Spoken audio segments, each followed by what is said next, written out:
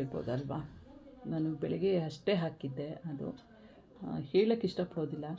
ಒಂದು ಕಾಮನ್ ಅಂದರೆ including me, ಒಂದು ಕಾಮನ್ ಅಂತಂದರೆ ನಾನು ನನ್ನ marriage life is not good ಅಂತ ಹೇಳಿದ್ರೆ, that person is not a responsible person ಅಂತ ಅಂದಾಗ ಇದೆಲ್ಲ ಸಹಜವಾಗಿ ಉಟ್ಕೊಳ್ಳುತ್ತೆ.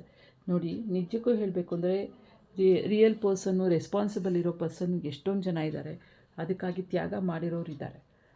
ಅಂಥವ್ರ ಜೊತೆಗೂ it will be quite common nowadays ಅಂತ ಹೇಳ್ಬೋದು. Before that I doesn't know. In our generation is very fast and they are doing, they don't have the value of this one relationship, what is the love, what is lust, and they doesn't know actually. Because of that reason everything is happening. They knows only lust, that even they doesn't know what is lust. They feel only intimacy. So because of this reason everything is happening ಅಂತ ಹೇಳ್ಬೋದು. ಖಂಡಿತವಾಗ್ಲೂ ನೀವು ಬೇರೆಯವ್ರ ಮೇಲೆ index ಫಿಗರ್ನ ತೋರಿಸೋದಕ್ಕೆ ಬಿಟ್ಟು ಅದನ್ನು ಸ್ವಚ್ಛತೆಯಿಂದ ಹೇಳಿ. ಸುಮ್ಮನೆ ಹೇಳಿಬಿಡಿ ರಾಂಗ್. ಯಾರೋ ಜೊತೆಗೆ ಇವಾಗ ಹೇಗೆ ಕಾಲ ಇರೋದ್ರಿಂದ ಎಲ್ಲರೂ ಎಲ್ಲರ ಜೊತೆಗೂ ಮಾತಾಡ್ಬೋದು. ಅಯ್ಯೋ ಗರ್ತಿ ಹೆಂಗೆ ಸೆರ್ಗಾಕೊಂಡು ನಿನ್ಗೆ ಯಾರು ಬಂದು ನೋಡ್ತಾರೆ ನಿಂಗವ್ವ ಅಂತ ನಾನು ಹಾಡುಗಳು ಅವಾಗ ಕೇಳ್ತಾ ಇದ್ದೆ ಅಲ್ವಾ. ಯಾರು ಬಂದು ಮಾತಾಡಲ್ಲ ರೀ, ಎಲ್ಲರೂ ಫಾರ್ವರ್ಡ್ ಆಗಿದ್ದಾರೆ, ಅಪ್ಗ್ರೇಡ್ ಆಗಿದ್ದಾರೆ, ಡಿಜಿಟಲ್ ಯುಗ ಬಂದಿದೆ. ಹಿಂಗೆ ಕೂತ್ಕೊಂಡು ಹಿಂಗೆ ಪಾಸ್ ಮಾಡೋಷ್ಟೊತ್ತಿಗೆ 10 ರೂಪಾಯಿ ಒಬ್ಬ ಮೊಬೈಲಿಗೆ ಕಳಿಸ್ಬೋದು. ಆ 10 ರೂಪಾಯಿನ ಇನ್ನೊಬ್ಬ ಅವನು ಏನೋ ಖರ್ಚು ಮಾಡಿಕೊಂಡ್ರೆ ಅವ್ನು ಕಳಿಸ್ಬೋದು.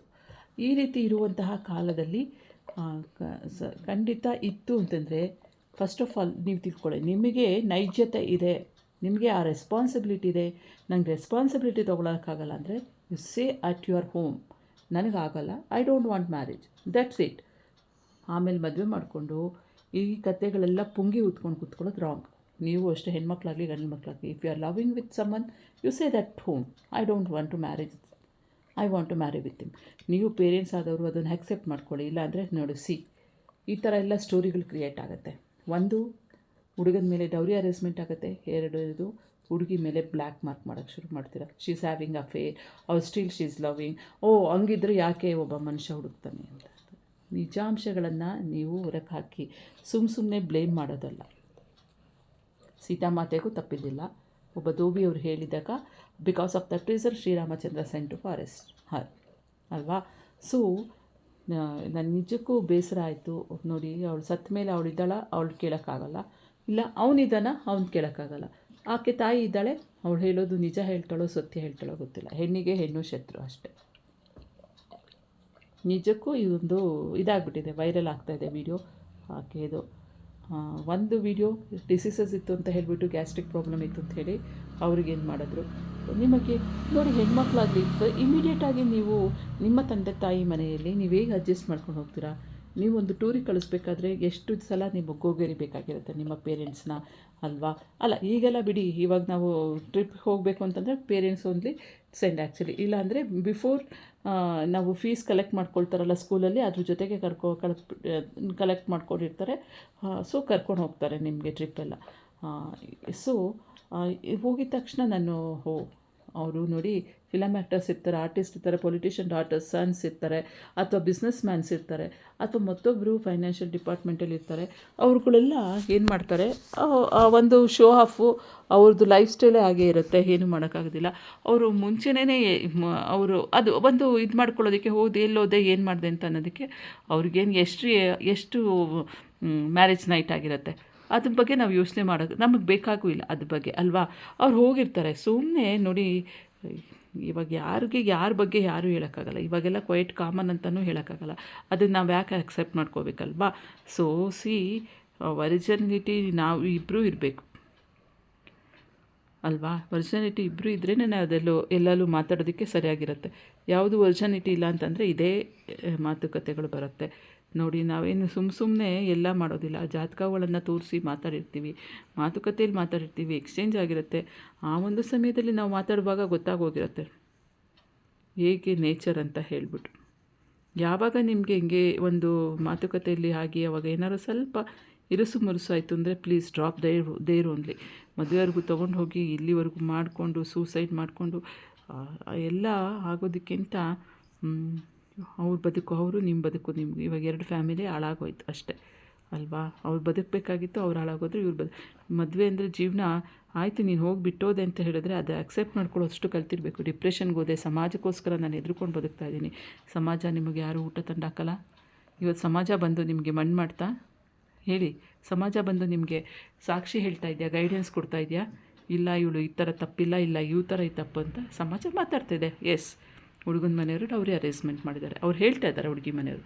ಸೊ ಹುಡುಗನ ಮನೆಯವ್ರು ಹೇಳ್ತಾ ಇದ್ದಾರೆ she is loving with summon after ಅವಳು ನಿಮ್ಮ ಮಗ ಮಾಡಿರಲ್ವಾ, ಅದಕ್ಕೇನು ಹೇಳ್ತೀರಾ?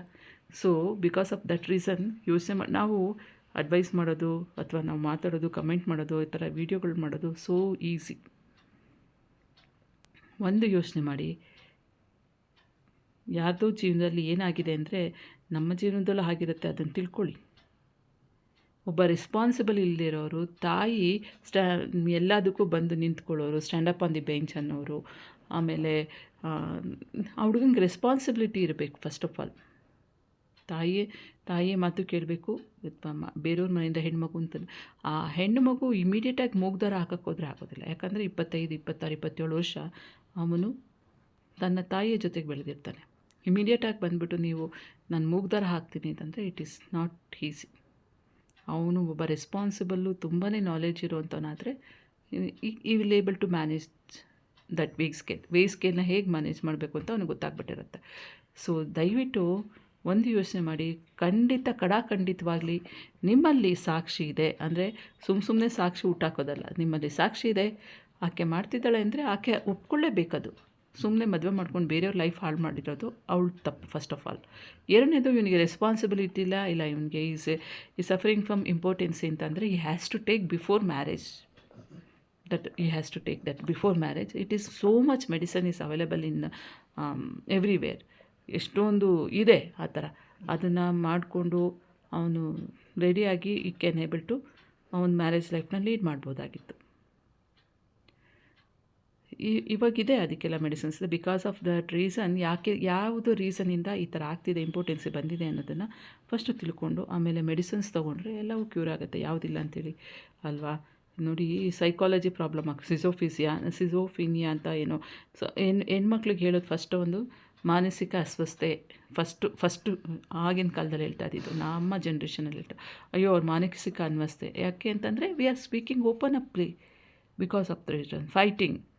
ನಾವು ಯಾರೆಲ್ಲರ ಎದುರುಗಡೆನೂ ಓಪನ್ ಆಗಿ ಮಾತಾಡ್ತೀವಿ, ಅದಕ್ಕೆ ಡೇರಿಂಗ್ ಆಗಿ ಮಾತಾಡ್ತೀವಿ ಅಂದಾಗ ಎವ್ರಿಥಿಂಗ್ ಈಸ್ ಕಮ್ಮಿಂಗ್ ಆ್ಯಕ್ಚುಲಿ.